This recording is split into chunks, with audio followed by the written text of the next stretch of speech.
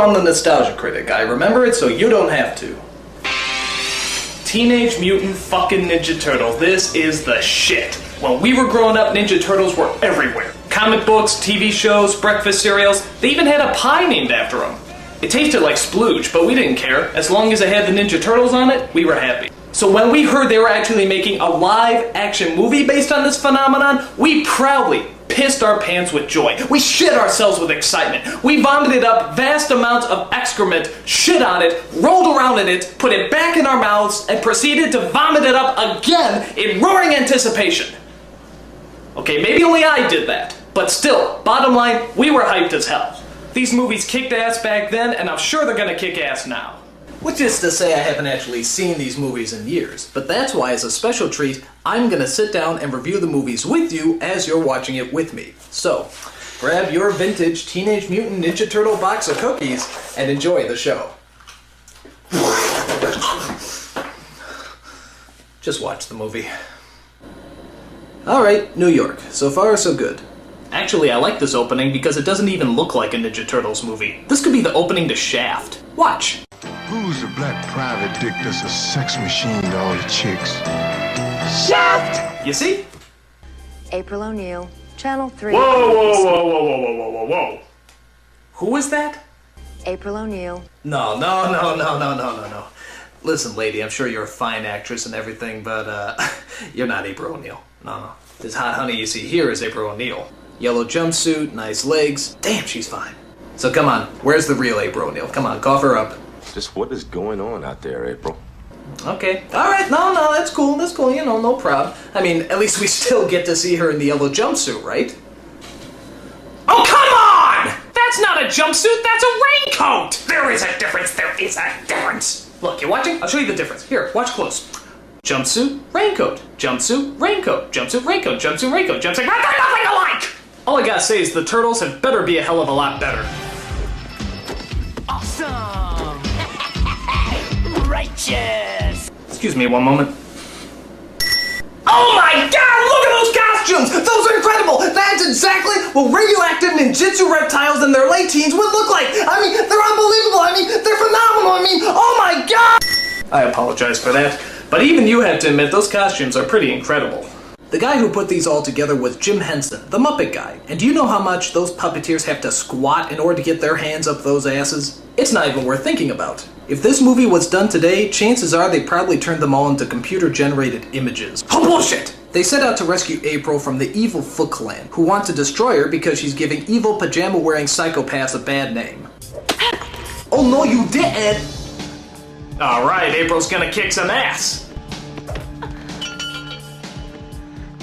As you probably guessed, the turtles save April and take her back to their home in the sewers. There she meets the Ninja Turtles' mentor, a giant rat named Splinter. And I have to admit, saying this all out loud is making me realize just how friggin' weird this movie is. Where did they come up with this stuff? So Splinter explains to April the origin and where they came from. You see, years ago, Splinter was just an ordinary pet rat in Japan. After his master is murdered, Splinter somehow makes it to New York and comes across a canister of ooze and 4 baby turtles. Within a day, both the turtles and Splinter grow in size and even begin to form words. Pizza!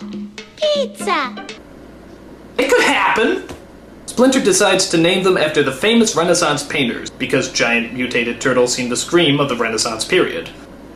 It made sense back then.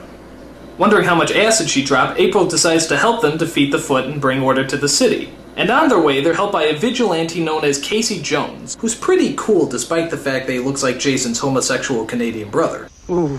Now the leader of the Foot Clan is an evil kitchen utensil known as the Shredder, which everyone says is a giant Darth Vader ripoff, but I don't see the resemblance. I am your father. Okay, it's a ripoff, but you gotta give this guy credit. He has a diabolical scheme to... Actually, what was the plan again? Punish these turtles.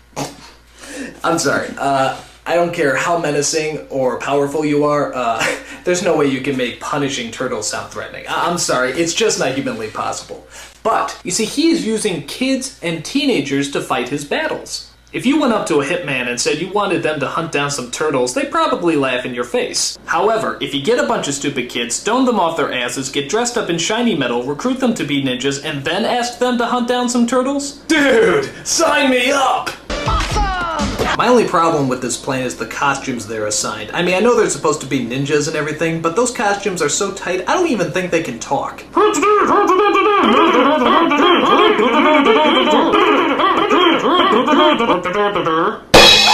One of the things I love about this movie is the Turtles' disguises, which is pretty much just a trench coat and a fedora hat. How can nobody recognize them in that? I mean, how stupid do people have to be to not recognize a big turtle in a trench coat? Look like sort of a big turtle in a trench coat.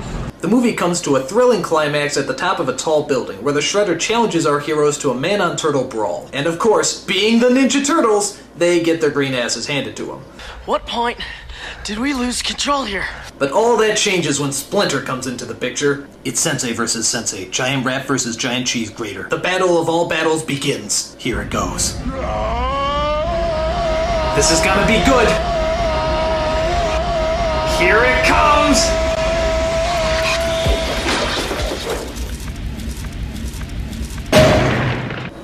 Bullshit! What kind of a battle is that? He sticks out his foot like a cartoon character and he trips? What a ripoff! All I gotta say is the next film had better be a lot better. Teenage Mutant Ninja Turtles 2, The Secret of the Ooze. And what exactly is The Secret of the Ooze? It was made in a laboratory.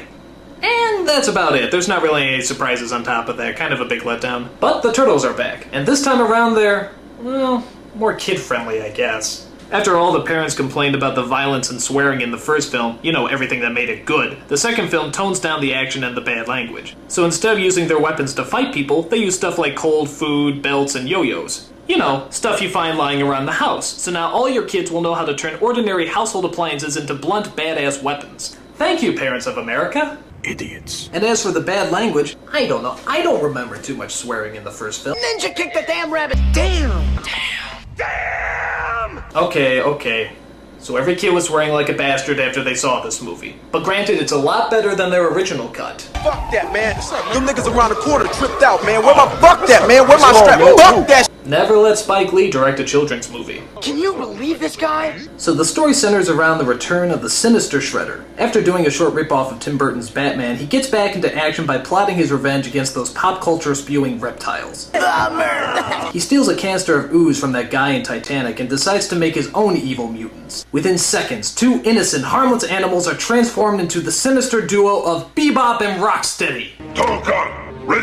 Yeah, like I said, Bebop and Rocksteady. Now the one scene everyone remembers is the fight scene that takes place in the whitest of all rap clubs led by the whitest of all rappers. You guessed it, Vanilla Ice. Oh no. Gee, it looks like they're pretty freaked out about all those monsters breaking into their club. But wait a minute.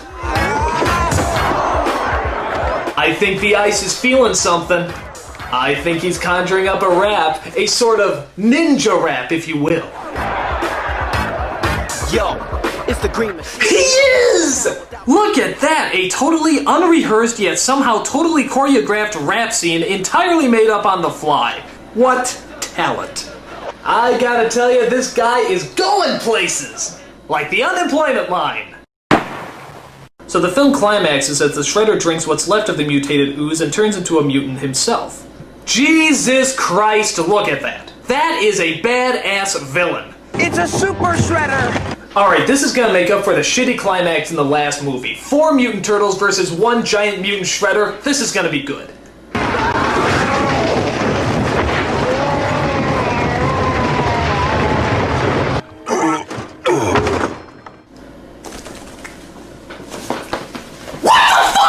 Are you telling me that a regular shredder can survive a 7-story fall and a dump truck crushing him, and yet a super shredder can't survive a bunch of wood falling on him? Bullshit! Bullshit! Bullshit!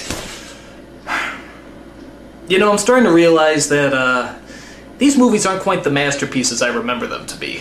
I mean, they're weird as hell, they don't make any sense, and they keep pissing me off with their anti-climaxes. But I shouldn't give up hope. After all, there is still one last movie left, Teenage Mutant Ninja Turtles 3. And seeing how now they've had 2 movies to experiment with and find out what works and what doesn't, I think we can safely assume that this is going to be the best of the bunch. So, sit back and let's enjoy Teenage Mutant Ninja Turtles 3. Oh my god, it's so terrible! It's so terrible!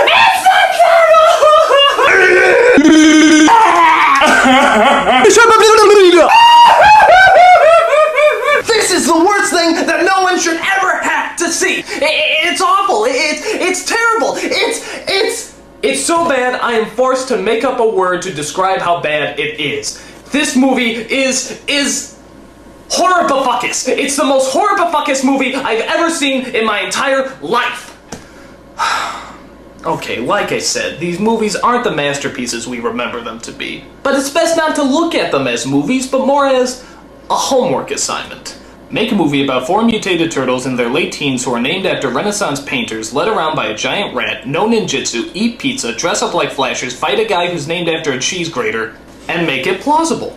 And you know what? With the exception of the last movie, I'd probably give this project an A.